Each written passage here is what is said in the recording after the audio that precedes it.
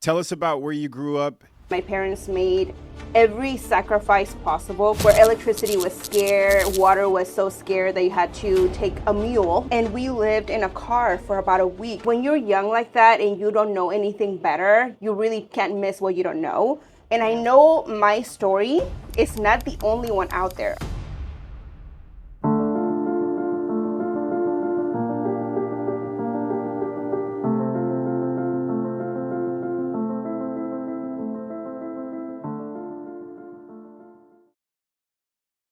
Hey, welcome back to Selfmade. I'm Ty Nguyen. And I'm Izzy Chavez. Today we have an incredible woman here sitting at the table. She joined us about a year and a half ago. She came in with so much heart, love, compassion for the community and the people around her. I cannot wait to share her life journey, where she came from, where she's going. About a year and a half ago, she joined AIG. And ever since, the environment, the vibe completely changed for the better. She has grown our organization double you guys, in the past year and a half. She is relentless, and I can't wait for you to hear her story, how she's doubling her numbers year over year while providing so much value for our agents on the team and also our community. So, without further ado, let's welcome Maribel James. Hey. Welcome to Selfmade. Thank you for having me. It's an honor to be here. Absolutely. Thank you. Well, I think we're just going to get into it. Let's get into the meat and potatoes. Okay. All right. We're going to start off with our first question for you. Tell us about where you grew up and what your family was like. So I was born in Mexico. I'm from Morelos, Mexico, from a small village in Morelos. It's called Colonia Benito Juarez. So when I tell you it's a God-forsaken village, take it literally, right? Where electricity was scarce, water was so scarce that you had to take a mule, not even a horse, a mule, like maybe walk for an hour and bring potable water for you to drink. So it was that, kind of village. So I was there until the age of 9. Scarcity, just like everyone else. But when you're young like that and you don't know anything better, you really can't miss what you don't know. So I had a happy childhood. Like I remember just playing with the dirt, right? You create your mud pies with the trees, and those are the tortillas, and you just serve each other, and you just have fun and you play and you enjoy your childhood. With so much scarcity, I was still happy, and my parents made every sacrifice possible for me to be able to wear shoes, for us, my brother and I, to be able to eat. I remember, now that we're here recording, taking a picture was a luxury, right? Because people would come to the small town or village, and they will charge to take a picture of your family.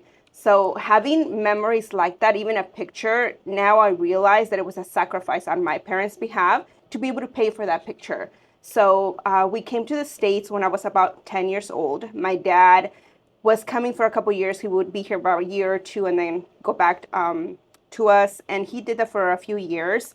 And I say this with all of the respect in the world. My dad doesn't speak English. He doesn't know how to read or write, but he managed to come to the States. He managed to get his residency during the amnesty. How did he do it? I have no idea. And it kind of brings tears to my eyes to see how relentless he is and how much he has cared for his family, that he will do anything. He will take any hardship. He will take any embarrassment to say, I don't know how to do it. Can you do it for me? So he managed to get his residency. He brought us here. We lived in California for about a year when I was 10. That's the first time I stepped into the States. I think that's the first time I tried pizza. The very first time I ate yogurt. And to me, everything was just so new. And my parents were always the kind of parents where when we went to the grocery store, they never said no, right? Maybe you, Ty, you can relate to this, because we go to the grocery store when my kids were little. They wanted the sugary cereal. They wanted, the Hot Pockets, all of the refrigerated stuff. We're like, no, we're not buying that. We're getting fresh fruits and vegetables, right? We would say no constantly. But I remember growing up, my parents, I think it came from the scarcity that we had growing up, that when we came to the United States, we would go grocery shopping, and my mom never said no. I say, can we have this cereal? She'd be like, yes. Can we have this cup of noodles? She'll say, yes. So I really don't know how they did it, but they never said yes in regards to food, right? So I remember growing up, we would shop at Kmart, right? But I think I'm getting a little ahead of myself there. So we lived in California when I was 10, and then my parents decided to move to Oregon, right? I was almost 11 years old at that time. Keep in mind, my parents don't know the language, read and writing, but my dad brought us all the way from California to Oregon, and we came to the fields, right? It was a summer. I remember we got out of school. I think I was in fifth grade. End of school, we get in the car. It was my mom, my dad, my brother, and my mom's two sisters. So one of the sisters, she had a husband, and my cousin, and then my other aunt. So we two cars. Nobody had a license, no insurance. So we drove all the way from California up to Oregon. We were there for this season, berry season picking. Okay, so we would pick strawberries, blueberries, raspberries. We would wake up at 4 in the morning to go with my parents to help, with the picking, and we did that for the entire season. Now, to me, it didn't even seem like a hardship or hard because my parents, my mom would pack like café con leche in the morning, right? And conchas. So milk with coffee and the thermos. She would bring the sweet bread. We would eat. We would pick berries up until maybe like 10 a.m. And then there was this lady who would sell burritos for $2. And they were like the best burritos ever. They were the frozen ones, of course. So she would fry them, and then she would top them with cabbage and put a red guajillo sauce on it. They were so good.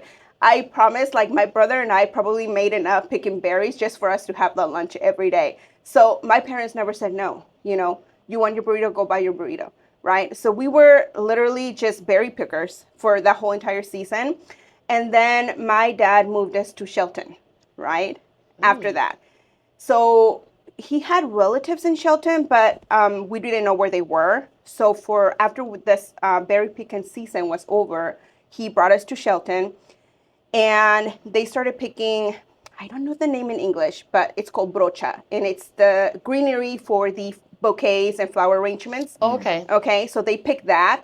And we lived in a car for about a week outside of Red Apple because we had nowhere to go. Wow. Right? So it was myself, my parents, my brother. The second car held my aunt, my other aunt, my aunt's husband, her 5-year-old. No, at that time she must have been like 8 years old already. So we lived outside of Red Apple for a few days until we got kicked out. And they told us we couldn't sleep there. So then we went to Safeway. And so we were there for a couple of days until my parents met this Hispanic person. He's like, well, I can rent you guys out this, manufactured home that I have. And we were like, great. It had no power. It had no water. But they still rented it out. At that time, it must have been like a large sum amount. But we started living there, and then my parents slowly starting to, meet people. And then we were there for about, I want to say 5 or 6 months living in that trailer with no utilities. And so... I'm sorry, I need a second. Wow. I'm sorry. And I know this sounds hard, Wow, but now that I look at it, it's like when you don't know any better, you really don't miss it. And I know my story is not the only one out there. I know that a lot of us in this same age group, right, they suffer like that. Yeah. But I think the good thing about, and I think that's... Can we just pause? This is rough. Oh.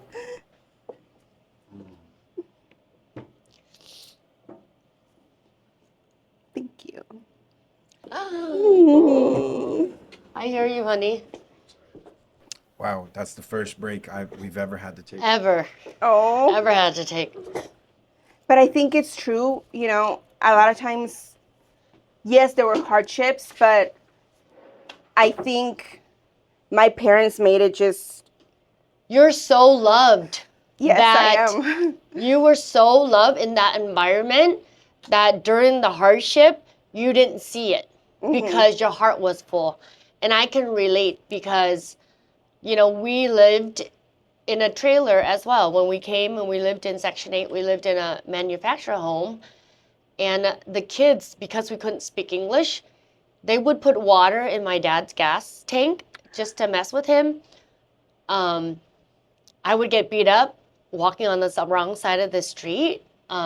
there's just so much hardship that goes through it, and you're just in survival mode, right? But you're so loved by your mom and dad. Thank God my parents were together and they loved us. And we all stepped up to the plate and took our share of the responsibility as a family. Nobody sits back. Everybody steps up. I became the second mom in the family. My brother helped clean the house. We took my sister to the babysitter when my parents went to work. We were left at home by ourselves many times because they had to make ends meet. So I resonate with you because I didn't see it, because I didn't know any different. I didn't even go to Kmart. We went to Shop and Save. We went to Thriftway. We went to Goodwill. And we had days where Thursdays were blue tag days, and blue tag days were 50 to 90% off already marked down secondhand store stuff. So I resonate with you so much because we didn't have better, so we didn't know what better looked like. Yeah, and I mean, I'm sharing my story not because I am better than others, but because I know there's a lot of people that look like me and have gone through what I have gone through. Like, I'm not the only one. I think that if we do a poll on this video, right, we're gonna get a lot of comments and be like, yeah, I can understand that because I went through that, right? And the fact that I'm here in this podcast, it doesn't mean that I am the only one that has gone through this. There is so many people, right? Even my cousin who endured that. We were living in a car for a week. We got kicked out of one grocery store onto the next. We lived in a manufactured home with no utilities. And so she probably remembers that. But then again, it's not like she plays it in her mind day after day to be the victim.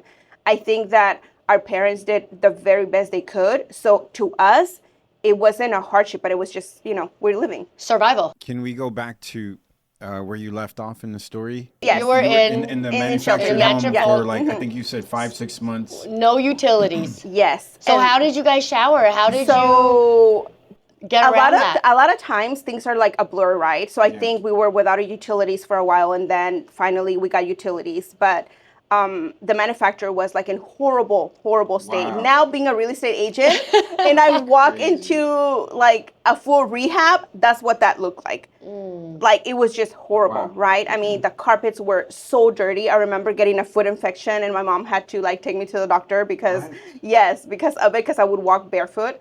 But yeah, so we were there, and then my parents started meeting people, right? And now we're talking about nearly 30 years ago, or 30 years ago. So then imagine there's no one that speaks really Spanish, especially in Shelton, right? Which is like a further down city. So hardly anyone spoke Spanish, and the people that we were able to communicate with was very limited. So then my dad heard about Fife, right? And that they have a lot of agriculture in Fife. So then he and my uncle and my uncle's brother took a trip down here, right? So it was about a 2-hour drive, give or take.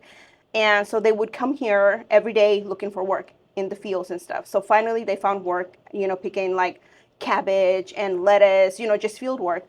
And they would drive, I think they would leave like at 3 a.m. from Shelton to come to Fife to work and then drive back every day. So they did that for a while until they made enough money, and then they moved us to Fife. So we all got an apartment here. So now we were living in an apartment. I started going to school here in Fife. And I remember we had this neighbor. Of course, she was American, but she was the sweetest. Like, I remember coming home because, like you said, your parents go to work, you just stay home by yourself. And I remember at that time, my brother and I must have been like probably 11 and 13 when we lived in Fife. And so he would go to school, I would go to school. Of course, remember, I've only been in the States about 2 years. So I do not know English. I can't communicate with the teachers. I can't communicate with the kids. And so we had this neighbor who would see me when I come home. I would just sit in the stairs because I didn't have a key. So I would just sit on the stairs waiting for my parents to come home. She would bring me into her house and give me cookies and milk. Oh. I know, like, I remember that, and I'm like, oh, God's always so good, and he takes care of his children in a miraculous way that we cannot understand. And so there was always people that were nice to us, even though we didn't speak the language, and they were just nice to us. So after that, we lived there for a couple of years, and like I said, Kmart was the store, Goodwill, Yard sales. My Right. parents love going out Oh my yard God, selling. me too, girl. Every even Sunday. nowadays, my parents still love going out to yard sales. Every Saturday, Sunday. Yes, and so that's how we got dressed and everything. And you're a kid and you have $1 and you can go to a yard sale and pick up a bunch of stuff. You're like in heaven. You're like in kids' heaven right there. And so there's a lot of things, you know, that happened throughout those years. But I am just so grateful for my parents because they just never said no when it came to food, right? Because the sugar cereal I got to eat. I got to have all the Capri Sun I wanted. I remember now when we were just at home, we were like, oh, can we please go to like Burger King, right? We didn't know coupons. We didn't know how to like buy 2 get 1 free. We didn't know that. So we always ended up ordering menu prices just of numbers because we didn't know how to, you know, communicate. So imagine you're on a very low income, you don't speak the language, and then you go to Burger King and you get like the number meals. Now I think about it because when my girls were growing up, we always did coupons. We always do buy 2 get 1 free. And so that's how I, you know, I was very frugal when they were growing up. Maybe because my scarcity mindset that I had, it's like, okay, we're going to get all the coupons that we can. There's no way I'm paying full price. Until this day, there's a lot of times I'm like, oh, heck no, I'm not paying full price. I'm going to wait for that to go on sale or get something similar, right? That's probably why you're such a good like negotiator for your clients. I feel like Yes, we're never paying full price. like I feel like you guys always get your clients like just rocking deals with closing costs, the down payment stuff. When you were talking about the different loan programs, it might be cheesy, but I was thinking like when I go get my coffee, they always have a different seasonal drink. You guys always have like a seasonal loan program for your clients. A special program for everybody. Yeah. So, I mean, I think that's what helped me become the person that I am now. I am very frugal. I know we had this conversation with Ty the other day. Yeah. We were having lunch. I don't know if you remember, we were at that sushi place. Yes. And you had your Louis Vuitton, right? Uh-huh. And I'm like, oh, that's so cute. And then her comment was, I'm like, I could never drop 5K on a bag, right? Like, that's just me. However, she had a very good comment to make. She's like, okay, what if there was a transaction and you needed to repair the furnace or something? She's like, and you needed to drop 5K to save that transaction. Will you do it? And I was like, of course, in a heartbeat. And she's like, there you go. Next time you get paid, go buy yourself a Louis Vuitton.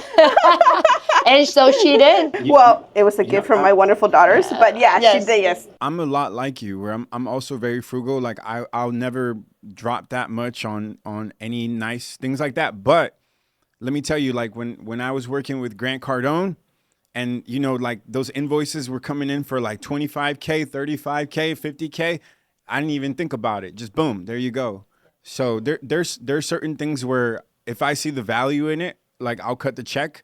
And then there's certain things that they just don't draw my attention. Yeah, I think value is the eye of the beholder. And when you work so hard, sometimes it's okay to reward yourself with something that as a child, you don't think that you would ever be able to touch. Yes. And just to have that peace with you, it just makes you feel so excited for all of the hard work you put in. And I wanted to challenge you and Diana to take care of yourself and love yourself because you take care of everybody else. And that's what I love about her is, you know, she as like a leader, she's challenging us all the time. And so I'm curious as to it sounds like you bought a bag. So it was a gift for Mother's Day for my daughters. But you brought it into existence. I brought it into existence, yes. Do you carry yourself different? Do you feel different? Like what was your reaction to that? It was gratitude. It was gratitude to see that Beautiful. that your kids love you so much Yeah. to spend that kind of money on you. Yeah. Right? Like I show my love to my parents, not with those kind of things, but I do show my love to them. You know, but it's just amazing that you can reap what you sow. They see it in you. It's not what you say, it's what you do. And they see how hard you work day in, day out. This girl's in the movie theater writing an offer, okay? This is how hard she works. She carries everybody's passion and desires in her heart. And she's always wanting to make sure that they're taken care of. So let's get into how you got into real estate. What did you think you were going to do with your life before real estate? And then we'll get into the real estate. Okay, yeah. So when I was young, I always wanted to be a secretary. Like I would keep those Avon books, the Avon Yeah. books. I would like keep them. I would write on them, and I would pretend I was a secretary. So I always wanted to be a secretary when I was like, really young. And then after I did a few other things, but I always wanted to be a secretary for, some reason. I don't know why. I can see that. I feel like you're still, you can kind of still get that secretary feeling from being a real estate agent. Oh yeah, for sure. So what was your job before you entered real estate? So before real estate, I did a few things, right? So I got married at a very young age. I am very privileged to have a wonderful working husband who pushes me to be better every time. Like when I told him about my numbers and I told him what I was doing in real estate, he's like, I'm like, can you believe that? And then he's like, yes, I can, because I always knew you can do it. He's like, I always know that you can do whatever you set your mind to. He's like, and you can do more. He's like, I believe in you. And so I've always had, a husband who's very supportive, who never limits me on what I can do for the better, right?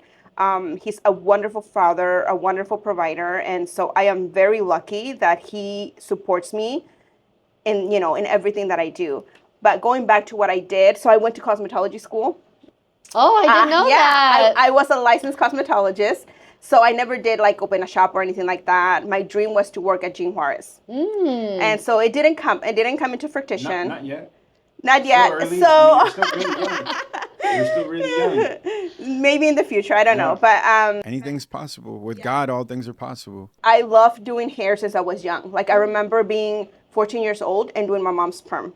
Like I would do her perm, I would do her color, and I would do her makeup and her hair. And I always loved doing hair since I was young too. So I did that. And then I was a stay-at-home mom for a couple of years. I was blessed to be able to stay home. Not without needs or anything, right? But I mean, I was just blessed to be able to be there for my girls when they were growing up. After that, I was a kindergarten teacher assistant for a few years. Okay. And then I became a caregiver and then a medical school interpreter. That's what I did for the last couple of years before becoming a real estate agent. Okay. So who inspired you to get your real estate license? So growing up as well, I always saw, people selling houses and a real estate agent. And then what really kind of put that seed in me is when my parents bought their house. So my parents bought their house in, maybe in the year 2000, right? Okay. And keep in mind, my parents don't know the language. It's 2000. There's no internet, no Wi-Fi, no Redfin, no Zillow, or maybe there was, but they didn't know. I'm like, so one day they come home to the apartment we were renting and they're like, we bought a house. And I'm like, what? At that time, I'm like 16 years old already, right? And I'm like, how did you buy a house? Like, how, right? Just how did you buy a house? So they bought a house, and then the realtor that helped them out, she would, keep in touch with us once in a while. I helped her out in the office with translating a couple of times. And that kind of just planted a seed in me, right? Like, oh my gosh, I want to be a real estate agent someday, right? But I was in school, I was young. And so, but yeah, and so that's a really different story. My parents buying a house, like, keep in mind, they came from literally nothing. And they're not the only ones. There's hundreds of people their age who bought a house like 30 years ago, and they're sitting on nice equity, right? And so I lost my train of thought. So we were talking about how did you get into into real estate, right? Yeah. So you were doing some interpreting for the real estate agent. The real estate agent. Yep. I see. Okay, and how long did you do that for? So I did that for a summer, and then we went back to school, and then she's like, well, what do you want to continue to do it? I'm like, no, not really, but it did plant that seed in me, right? Because I was only able to work for her for a little bit. I started working when I was very young. Like I was 14 years old, and those of you who can relate will know you can get like a fake social, fake everything, and then people will hire you, right? And so my first job was at a hotel, right? And I did the cleaning. I was the housekeeping. And they will task you with like 15 to 20 rooms a day. And I was like, how can they do it? Like, I can't. I quit after the first day. Yeah. Wow. Yes, because that was horrible. It was horrible. I was 14 years old, and then because I was bilingual, right, and a lot of the girls spoke Spanish, the manager calls me up and she's like, "Hey, how about I let you work in the laundry and you just help me out with the girls, translating and stuff." I was like, "Okay, I can do that." It was a lot easier than having to go housekeep the rooms. But at 14 years old, that's what I was doing. Yeah. In the summer. Wow. I did the same thing as you at 14 years old to get a job, and I was a dishwasher. I didn't mind it though. There's something about being 14 and washing dishes. I worked at a sushi restaurant, and I would just eat sushi all day while I washed dishes. Okay, so Izzy, what got you into real estate? Me, Yeah. um, I'm a believer just like you. I would just say destiny, God, the universe. I had a friend who you met. We had this conversation like 100 times. J. Julius Aquino. He was going to Rockwell. At the time, I had a small business. I had a cell phone store, and I was running it for 3 years, sun up to sun down. It was a grind, but I wouldn't change it. He at the time he was going to Rockwell for 3 weeks. Each week he'd be like, "Hey, you should look into this real estate thing." And I'm just like, "Hey, bro, like I'm busy with my store." And the second week, "Hey, you should look into." I'm like, "Bro, I'm busy with my store." And the third week, because I have so much respect for him, I heard him out. And when he started talking about the money, that's when like he really got my interest. But so I actually, Destiny, it was actually on accident. The following week, I was at Rockwell. I finished Rockwell and I was like, "Oh, I definitely don't want to do this real estate thing," because it's like it's what they teach at Rockwell isn't what we kind of use on a day-to-day basis. So I was like, "Oh, I definitely don't want to do this real estate." And I think just one day out of frustration, because when you have a small business, for those who have a small business, they can relate. You're really just living paycheck to paycheck to just keep the lights on. And so I think 3 years of that, my daughter's like 6 at the time. I'm taking the bus to get to my cell phone store. All the money that we're making, we're putting it back into the business. I think I was just frustrated with that, and I'm like, let me try this real estate thing. That's how I got into real estate. But what about for you? I don't know if I ever heard this story of how you got into real estate. I don't know if I've ever asked you that. I think my first taste of sales was when I worked at Sears, and I worked in the jewelry department.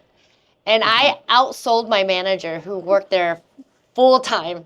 I was only there 3 days a week, and I wrote down everybody's phone number, and I told them that when there was a sale and there was a layaway opportunity, I would call them. And so I get into Sears, I know what's going for sale, I have all their phone numbers, I call them and let them know that we have a layaway special. And I told them that I'll be in the store at certain days and come and see me. I would have people calling my mom's house, making sure I was at the store. That's crazy. I was booking appointments at my house at home. My mom's like, "Who keeps calling you?" And she's like, "Oh, those are my Sears clients. They're coming in for the layaway, right?" I was making, I think, $700 a paycheck. And I only work 4 hours a day, 3 times a week. And it paid for my whole college degree. And it was so exciting to get that commission check. It was what kind of started that sales burning desire that no one could create a limit of what I can make. I had that choice, and I was able to control that. And during that time, I was in nursing school, and I became a nurse. And during nursing school and working at the hospital, that desire to sell was always there, and not being trapped in the hospital and the sadness that comes with being a nurse, right? And so I eventually left nursing, and when I left nursing, I went to work for Boeing, and one of my friends, Mary Van, shout out to Mary Van, she's at Windermere right now, really good friend of mine, she got into real estate. And she said, "You should get your real estate license." And during that time, my dad was building with his friend part-time. His friend was teaching him how to build. And we had bought this house in West Seattle. We used to live in the basement when we got kicked out of the projects. We didn't have a home. And so we looked at the Vietnamese newspaper, and this family had a basement downstairs for us to live for a temporary while, we get ourselves situated. And my dad became friends with him. And my dad said, if you ever sell this house, can I please buy it? He bought it 4 years later for $94,000. I think like $98,000 or something like that. Which doesn't sound like much today, but Oh, this is back in the 80s. Oh, yeah. that's a lot of money. Mhm. Oh, it's a Interest rates, lot I of think, are money. It's like a $700,000 house now. Right. The And interest rates are like 20% in the 80s. yeah, it was 7 of us in a basement of 3 bedrooms. We just made it work. And I had the best time living with the owners that lived upstairs, and we lived downstairs. And as soon as they sold it to us, my dad had a little party, and his friends came over. And all the guys were drinking. You know how, like, the adults, the guys sit and they have their drinks, and then the women are in the kitchen and with the kids. And one of his friends was like, hey, Kai, you know you have a big lot in the back, right? You could probably subdivide the lot and build. And my dad's like, wait, what do you mean by that? He said, if you take a line of credit out of your house, you could borrow that money and build a house in the back, and I could show you. And that was the spark of my dad's journey in construction. We bought 1 house, became 2. And during that time, I was going to school, I was, going through life, and it always resonated with me, like, how do people live in their house? Like, what is it like to be in someone else's house? And it just was exciting to me. And during that time, I worked at Boeing after college, and I told my dad, I was like, I think I'm going to go get my real estate license and sell house. And he was like, no, no, no, no, no. You have this degree, you have a 401k, you have this big journey. But inside that desire to create my own path was a huge burning desire for me, to have this path that no one can pave for me except for myself. I was in full control of my future. And that was what kind of brought me into real estate. And when I got married, I asked my husband, I was like, can you please take care of me for 6 months? Let me just make this work. And he did. That's crazy. I did hear a lot of that story before. I don't think Maribel was familiar with that story. So I know if we go back to your story on how you got into real estate, we got the intro from the real estate agent that you work with. But how did it go from? Obviously, I know I'm fast forwarding a lot to like you're studying to get your license and you're a real estate agent. Right. So let's go back maybe to like 2020. And my girls are already older, right? My youngest at that time, I think it's like 15. So they still need mom, but not as much, right? So I've always tried to kind of be available, right? Like work the hours that they're at school and things like that. But it was time, she was 15. I was like, okay, they can, take care of themselves at home and everything. They don't need mom as much. So then that's when I was like, maybe I should get into real estate because I wanted to do it, right? But it was COVID. So then I couldn't do online classes because I was like, no, I'm not going to do that. I need in person. So the in person were like canceled for then. So then I started looking again, like in 2022 to become a real estate agent. So I would miss the cutoff. So I missed the cutoff like 2 years where by a whole week. So once the classes already started, they won't take you in because she's like, you're doing yourself a disadvantage. So I missed the cutoff for 2 years. So then finally, I think it was like in 2023, I finally made it and I got my real estate license. But before that, Diana and I we knew each other on social media, right? And through WhatsApp because we had an investor in common, right? So she was listing the house of an investor that we were in common with. And so then I would, just reach out to her. Hey, how are things going? Can I just interrupt you? I'll just jump into this next question. The question is, how did you and Diana meet, and what made you decide to team up? Which I think you're just on. Yeah, you're just on that. So perfect. So then I got to meet Diana. Remember, we were friends on like social media and things like that for a while.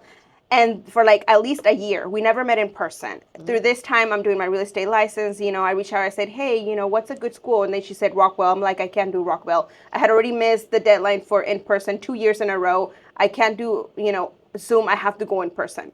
So then I finally got in. I got my license. And as soon as I got licensed, I said, hey, I got my real estate license. I said, can I interview where you're working? I want to see what they have to offer. What do you think about the place you're working at right now? And she's like, well, I like it. We do have like weekly trainings. How about you come join us? And so when I became a real estate agent, I actually interviewed like 4 or 5 different brokerages. Because at that time, I thought I was going to end up at the place where I took my classes at. But, as time progressed, I knew that's not where I wanted to be. Like, they were very traditional, very cookie cutter. I didn't want to be a part of that. So I did ended up interviewing with them as well. And so when I interviewed, I was like, okay, I don't care about the splits. I know I'm new. I know you're going to take almost all my money. I'm actually going to pay you to be here. So what do you have to offer? So, none of them convinced me on what they had to offer. So when I interviewed where Diana was at, they kind of like felt like that's what I wanted, but like a team, like show me how to fish. I want to fish by myself, but I need you to show me how. So I was there for a couple months. We finally meet in person. It was amazing. She's an amazing human being. I cannot say that enough about her. That's your twin. Yes. Ty's my twin. And I address Diana as your twin. Yes. She is an amazing human being. She's like, yeah, come over. She introduced me to everyone. She made me feel welcome. And so, we started talking about like really growing, right? And I was like, well, let's start doing some cold calling and things like that. Remember when I first came in here, we started cold calling. Yes. We thought we were so good at it. But anyway, that's a different story. So then she was there for a couple of months. I joined the broker she was at. I was like, are you okay if I join and you're here? I don't want you to feel like I'm like pestering you or, she's like, oh no, girl, nothing like that. She's like, come, she's so wonderful. She doesn't feel that way. Right. So she's like, no, not at all. Come join us. I'll be so happy if you join us. So I was there for about 3 months and then she decided to leave. Yes. Right. Yes. And I was like, oh my gosh, you're abandoning me now. And she's like, girl, it's not like that. She's like, come with us. So I didn't right away. I wanted to see what this brokerage had to offer and if they would fulfill the duties they had promised they were going to do, right? Right. So I was basically writing offers, like not even knowing how to. Like nobody took me by the hand and said, this is the offers, this is the forms that you use, and nothing like that. Like it would literally take me 6 hours to write an offer because I would figure out all by myself because I didn't have a mentor. I didn't have anyone that I can text or call and be like, hey, can you help me out with this? So I learned a lot on my own. So then Diana comes over here, and I'm over there for another 3 months. I would come to the trainings. Yes, remember we would meet. And when I came to the first training, I was like, oh my gosh, I love it here. Like, and I didn't want to make that jump so soon because I didn't want to feel like, and Diana doesn't feel like that, but I didn't want her to feel like I was just following her, right? What was that first training that you came to? I'm curious. What was it? Because I mean, that's crazy. 2025 was just crazy. Yeah. Yes. So let me see. I think it was. Was it your wholesale class, Izzy? No, it wasn't the wholesale class. No, I think that was like. That's where I closed a deal. Oh, yeah. No, to be quite frank, I don't remember the training. But I think it was a title rep that was here. Yeah. Mm-hmm. It was a title. I think it was Susan. Yeah. Who was here. Susan, the rap class. So let's stay in that place for a second. So Diana's here with us, I think, for 3 months. You're still at your old brokerage. You come here for the first time. You come to this training. Tell me more, because you're like. Right. So I walk in and I see people that look like me. Right. I see brown. I see white. I see all sorts of shades and colors. And I'm like, oh my gosh, And then I walk in, everybody introduces themselves, hugs you, you feel welcome. They don't know who you are. They don't know what kind of agent you are, but yeah, you feel welcome. And that warmth and that self of belonging just stood with me. And I was like, oh my gosh, it would be amazing to be a part of that, right? So I held off for about 3 months, right? Yeah. And she would be like, hey, come in. Oh, I remember now. Oh. So also I came to that training. It was like a self-reflecting training. Oh, yes. Yes. Yes, the guy that came and did the storybook. Where there was no boys allowed. Yes, and you guys had to leave. That was wild. Yes, that was fun. Wow. So after that training, I was like, I need to be here. Oh, Yes. Yeah. Yeah. I remember you walking in the door, and then you were really quiet. and you're just scanning the room. I'm taking it all in. Yeah, you're taking it all in. And mind you guys have no idea. These ladies drive almost an hour and a half sometimes just to come to our Renton office, okay? Day in, day out for an entire year. While people are complaining that the office is too far, they're commuting from Tacoma, Spanaway, just to come in here.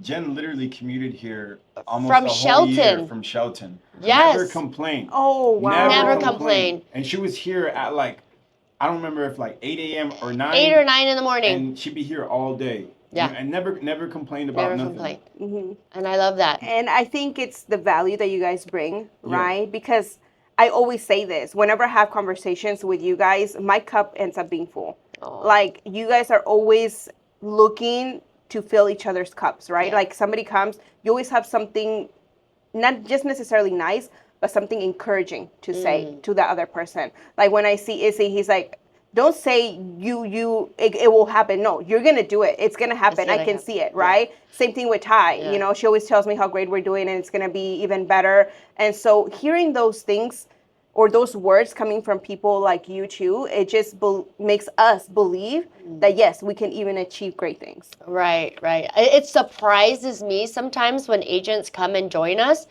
and they're hearing from other offices like, don't push yourself too fast, too far. And I'm like, what? We want that. We want you to push yourself far as you can go. And we want you to fail forward. We want you to fall on your face. Because that's the only way to grow. And what I love so much about you is that you don't live in fear. You are just so tenacious. And a lot of people use that word on me, but I have to say that about you. You are tenacious.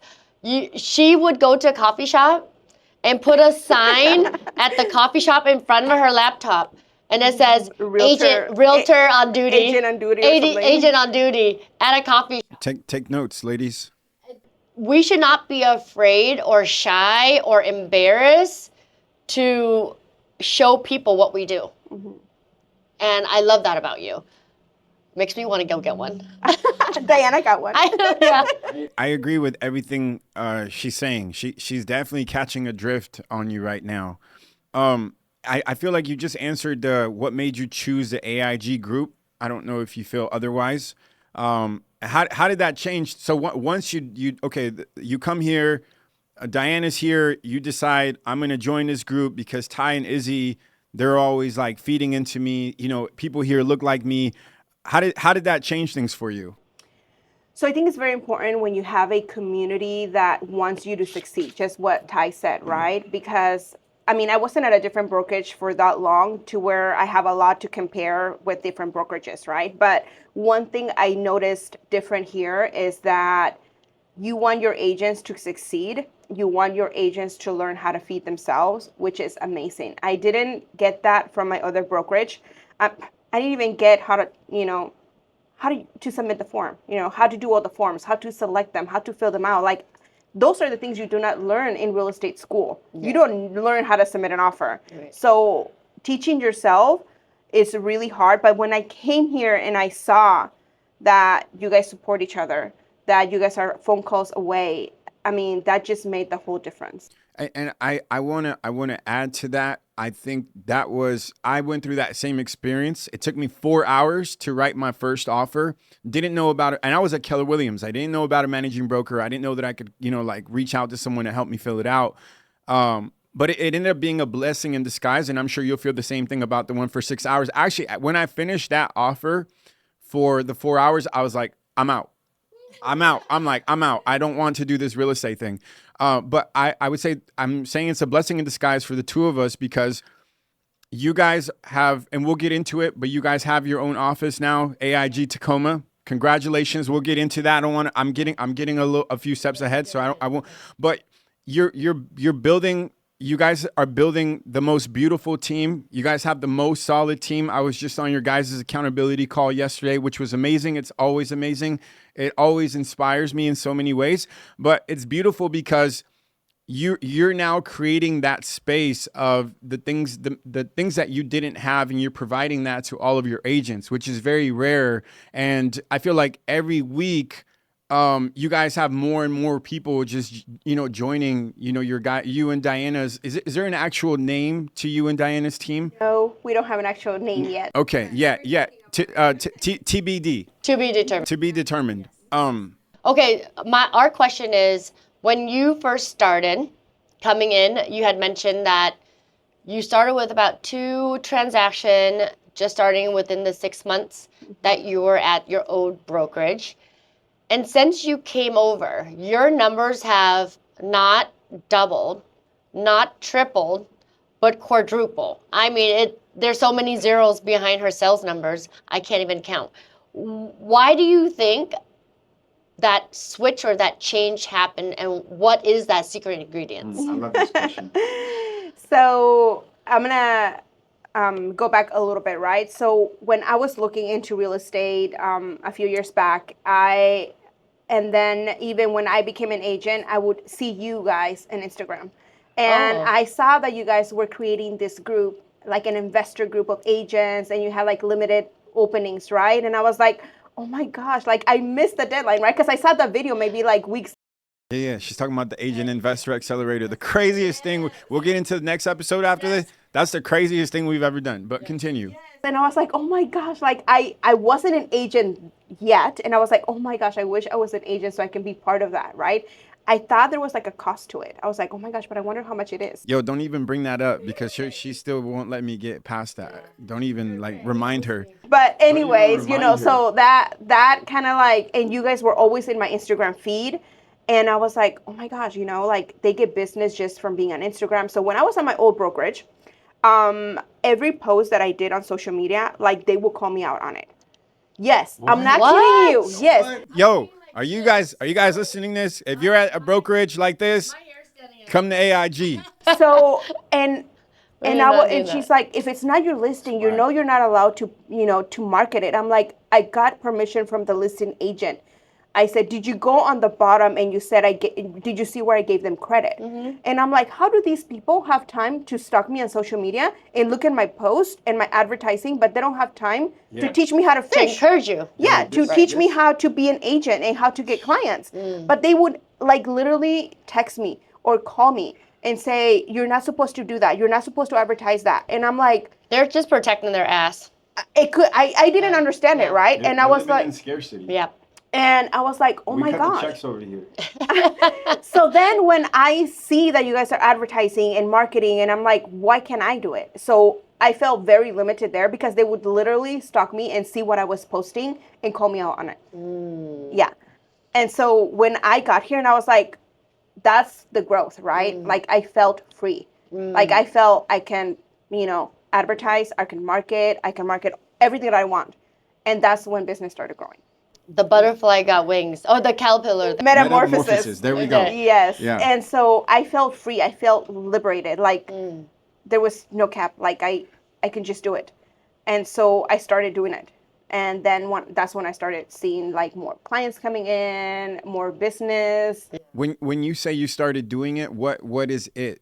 What's the secret sauce? Just so, because what's the secret obviously sauce? You know the it, but the audience doesn't know the it. What's the secret sauce? I started being myself on social media, right? Like I would start making videos about my home tours. I started asking, just a lot of videos of my open houses, and that's it, right? Being on social media, let them see your face, let them see who you truly are, because I was under the impression the video has to be perfect. The video has to be professionally done before you can upload it. And it's not like that.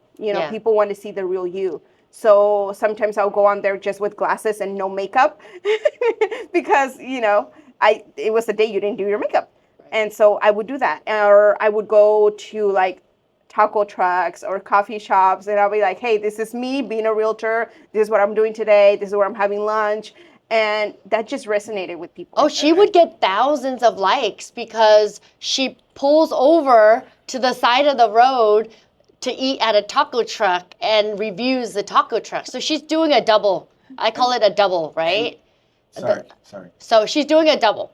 The double is social media for her business and then also helping a small business advertise their business as well. So you're helping your clients, you're creating views of what you're doing, followers, and then also you're helping advertising someone else's business. That's the devil. And I was just gonna say it really is like that though as a real estate agent. Like, there's so many times like she's got her head down, and I mean I think the week before you left to Cali, I asked her every day. I'm like, hey, because I'm going to grab something to eat, because I know that if I don't eat, I'm most likely not gonna eat, and I care so much about her. So every time I go get something, hey, can I bring you something back? Hey, I'm gonna go get this today. Hey, I'm gonna go get. Of course, she always declines, but. But yeah, I'm saying, when you're like too many people, I think with social media, they post like the glamorous stuff. And so I think when you just keep it real, like you're saying, the makeup, the glasses, I'm not going to Joey's today. Yo, I don't have time. I got like 10 minutes because I got to write this offer, and then I got showing schedule. And if I don't eat at this taco truck today, I'm going to fucking starve and my day's going to suck because I'm going to be hungry. You know what I'm saying? Like that's really how things are as a real estate agent. Yeah, I think we can love all relate to that. I really love the way you make it just fun, light, and airy. The way you just show up. Hey, I'm doing this, and this is amazing food truck place or a restaurant that I always go to. You make it very natural and organic in a world of so much AI. Everything looks so artificial and fake that is just so organic, and everything about you is organic. You see what you get. There's no, you see someone in social media, and then later you see them out in real life, and they're two different people. Yeah. And you're exactly or even better in human form than you are on social media. Oh, and thank you. that's why I feel that, like you and Diana, people trust you. When they DM you on social media, they resonate with you. They know that you're the sister that's going to look out for them. And I see that when you come out so organic. And I think that's what a lot of people are missing. They're too worried about their Instagram being perfect. It has to have an aesthetic. It has to have a style. It doesn't have to have a style. It needs to just live with a heart. And that's all you need. And if you're consistent with that, you're going to do deals. That was just like hit the nail on the head. So powerful. God just flowed out of you from me sitting here. Don't be one of those agents or like people where you like all my shit, excuse my French, and you don't say hi to me when you see me. Like that shit is weird. Please don't. Yo, don't be one of those people. I'm saying for anyone in general. Like, don't like somebody's shit and then you see them and then you don't say nothing. It's just like the strangest thing ever. But I really think. I think people are maybe intimidated by you. Don't you think a little bit? We'll get into episode. Okay, we can talk about that all day. Episode 7 about that. But, Okay. but I think this is a good part where we may have missed this, and I think this might be the most important. Everything is important with episode 6, but I think this part is definitely up there. What made you decide to team up with Diana? Because that shit, excuse my French, I don't give a fuck. It's like you guys are just like very special. Like what you guys, it's just very, very special what you guys have. The chemistry that you have. It's, it reminds me a lot of what we have, which is so rare. And for you guys to find it, I mean, I just want to hear the story. So ever since I met her, right, we kind of like, I think we have the same heart for our community. Another thing or reason me becoming a real estate agent is I would hear horror stories of our community being taken advantage of. And the one that stood with me the most was that a family that we know of, somebody knocked on their door and they thought they were refinancing their house. Well, it turns out it was a wholesaler. Gave them $20,000. This family leaves on vacation to Disneyland.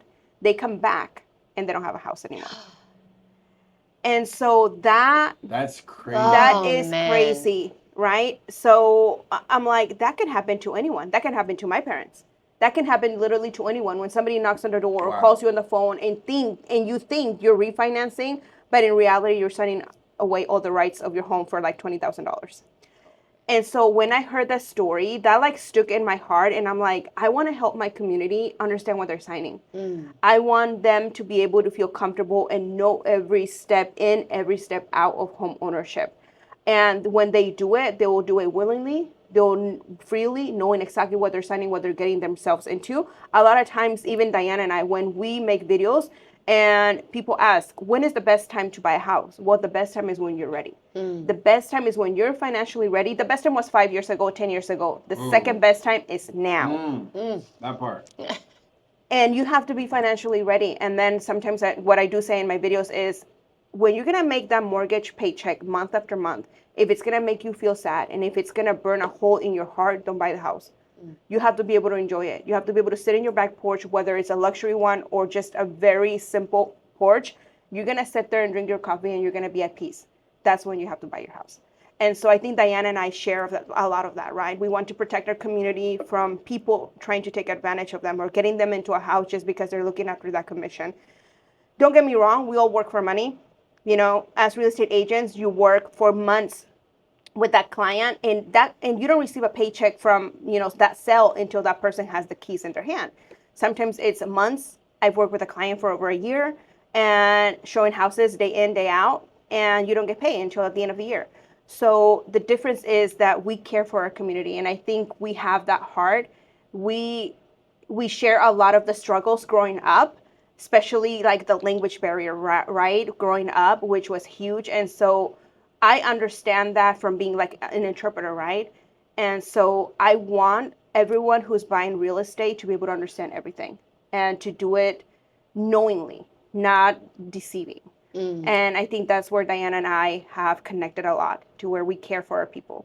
And not just our people, but anyone who's buying a property. Anyone. Literally, I had a client that I had to go to him and help him sign on his phone. He was an older person, right? He was American, and but I don't mind that. That's the kind of real estate agents Diana and I are. We will go to you. We will help you, because at the end of the day, it's not just about the commission. Like I said, we all work for money, but it's the heart that you do it with. And I think that's where we get along, because we have the same values and we share the same heart for our community and just people. And I think that's what makes you guys so special. That's what separates you. There's a lot of people in this business that don't do business that way, and like attracts like. And I think also I like to add that you guys are very big on abundance mindset.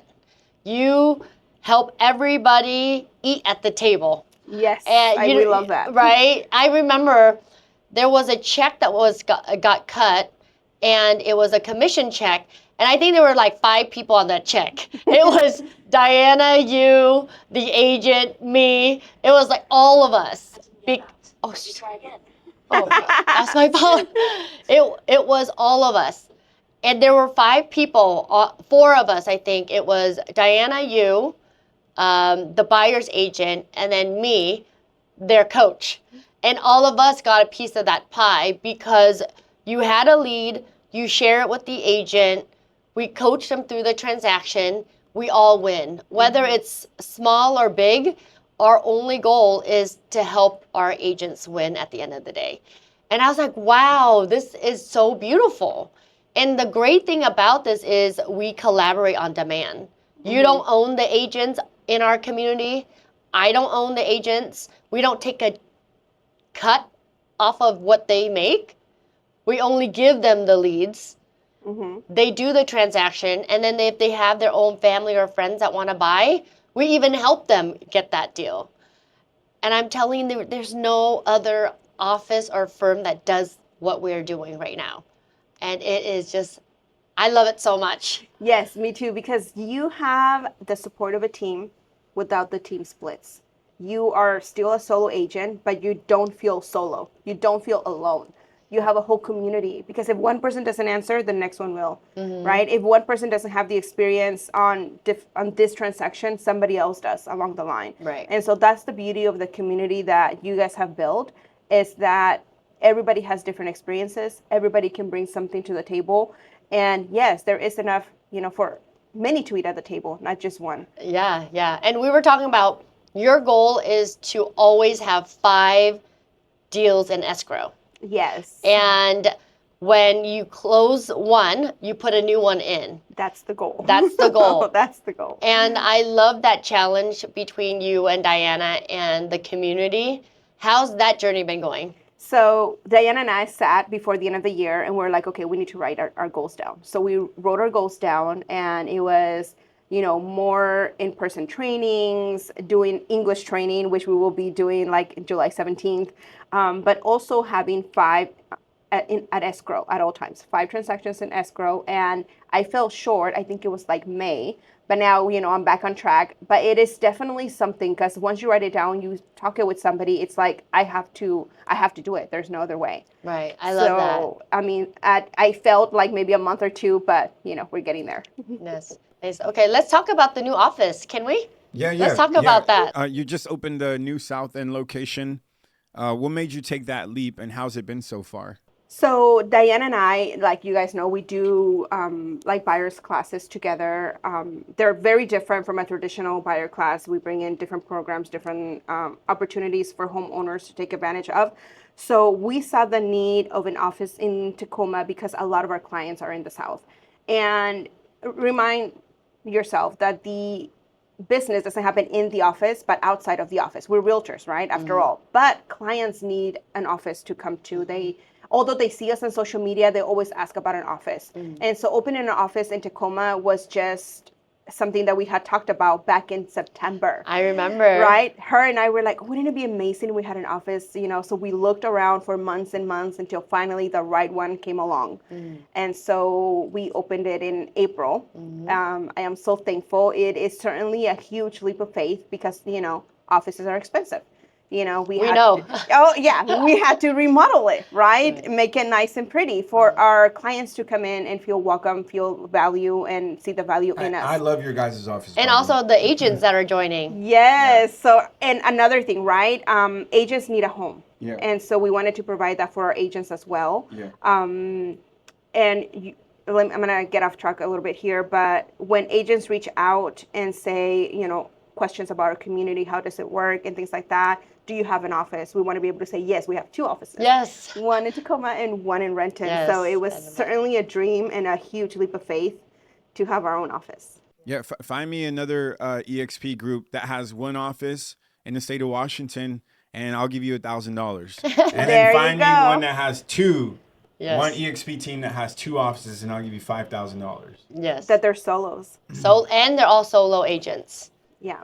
So I had an agent reach out to me, I think it was like last week, and she was asking about, I noticed you're in a team as well. I'm with EXP. I'm in a team. I want to know what you guys' splits are like. Yeah. And I'm like, okay. So we got on the phone and I started telling her, and she's like, oh my gosh, that's exactly what we're looking for.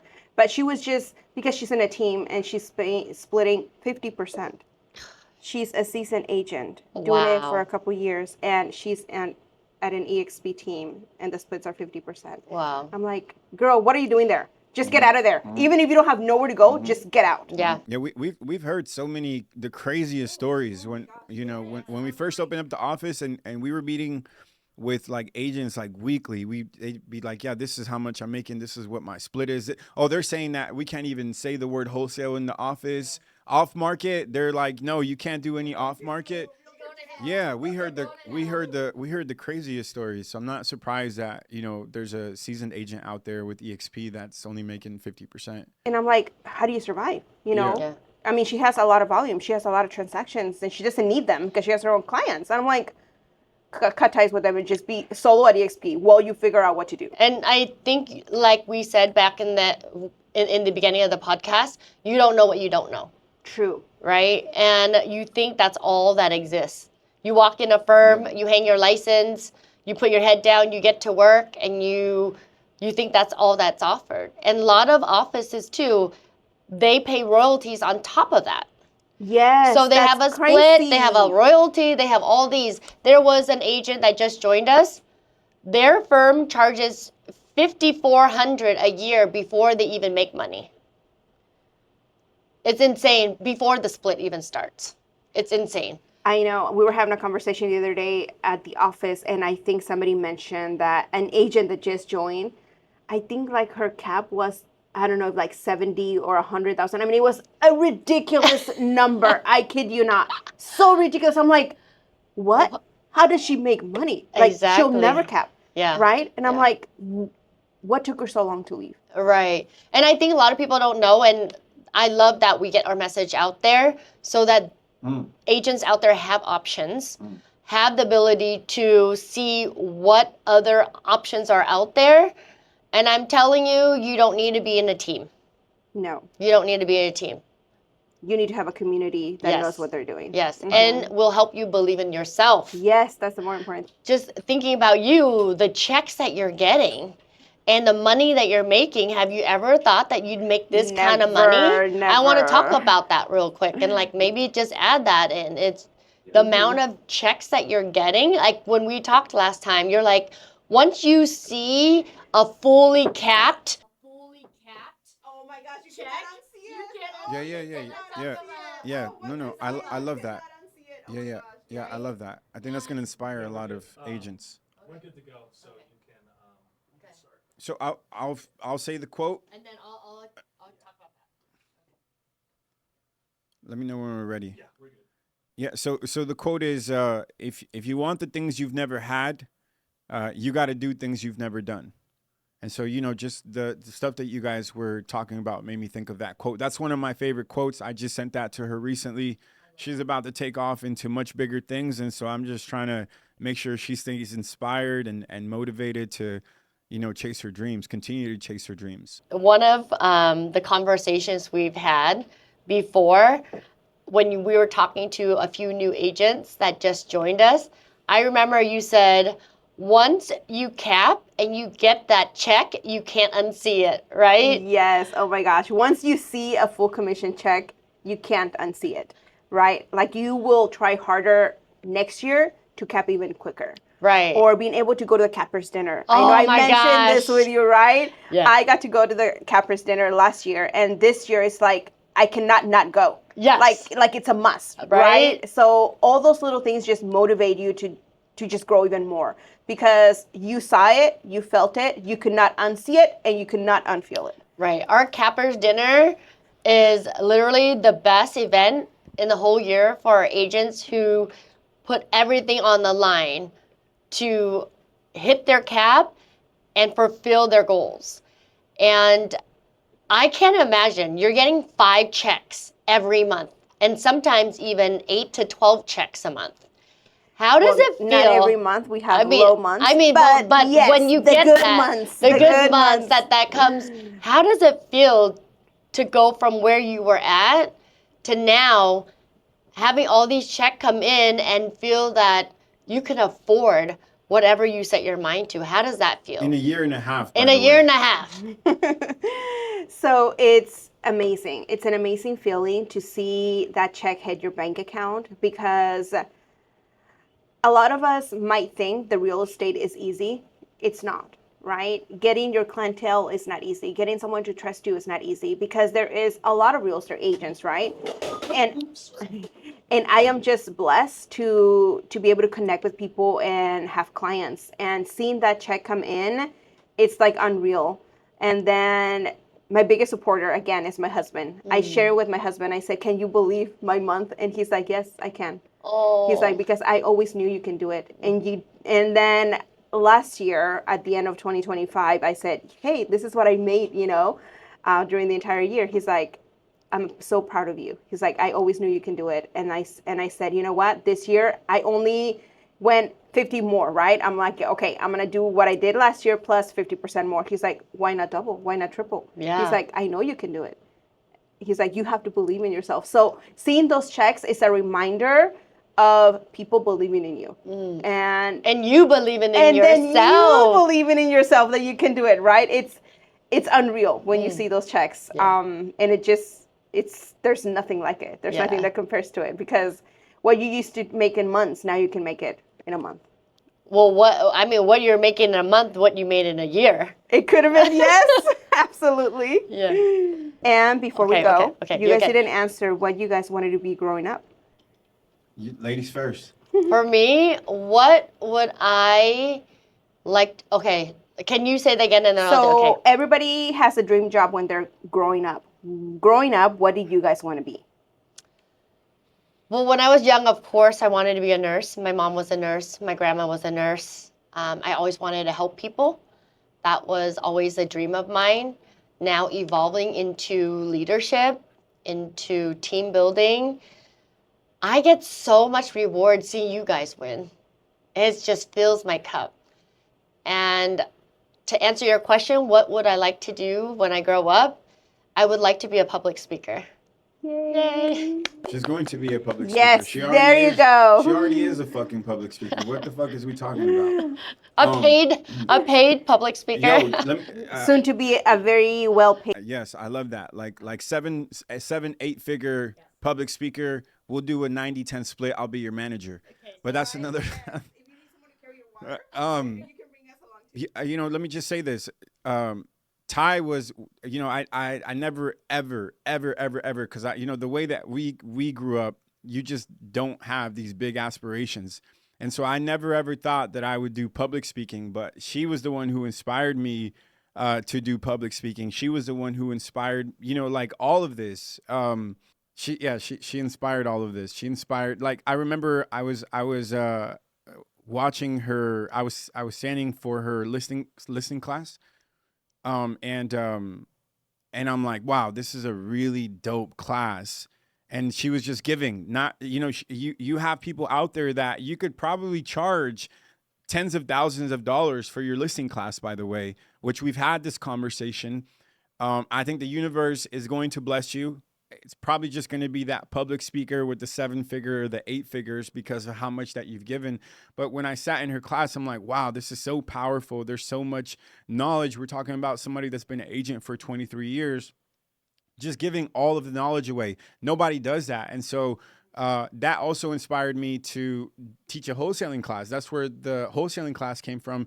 And I'm like, she's giving it all away. I'm just giving it all away. And I don't care, if I'm teaching people my secrets or if I create more competition, we just got to keep that giving mindset and that abundance. And you just, the highest form of inspiration, the highest form of currency is inspiration. Love that. Okay, so what did I want to do? So I got asked that question 100 times when I was little. I never had an answer for it for whatever the reason. I don't think being an entrepreneur was a thing yet. That's what I would have picked, but it wasn't a thing. It wasn't something that was like talked about. And so for me, my mother always worked in restaurants. And so growing up, she just worked in restaurants. So I just thought my first job, I was a dishwasher. I just thought I was going to work in a restaurant. That was really my aspiration. And so to be here and like be the man that I am and be around people, women like you and have Selfmade, it just blows my mind. Glory be to God. Yes, I that's love true. that. Because without God, we couldn't be here. He's been so good to us. I mean, even just growing up, he took such a great care of us, of not like having illnesses that could have killed us, right? Because my parents couldn't afford the hospital, but just things like that. And I'm so grateful that all of you guys believe in a higher power. Thank you for being on the show today. Your story is super, super powerful. I learned so much. I'm gonna need like days to like process. Like it's crazy. It's crazy. I'm really like in a very heavenly place right now with your story. So thank you for that. Maybe my favorite show that we've done thus far. I just feel like we really caught that vibe. I feel like God was present in the room. So thank you both for that. That's a wrap on today's episode. Appreciate you opening up and sharing your story. Before we wrap up, where can people follow along with your journey and connect with you? So you can find me on Facebook as Maribel James, Maribel James, on Instagram as Maribel's_real estate_agent, and of course on TikTok, Maribel James. And I just want to thank you guys for the privilege of being here and sharing my story. I know that there's thousands of people like me that struggle just like me out there. And I just want to tell those people that you have the power to do a lot of things. You have the power to do great things just like we have. So powerful. Thank you guys for watching. If you got value from today's episode, make sure to like, subscribe, And we'll see you on the next one.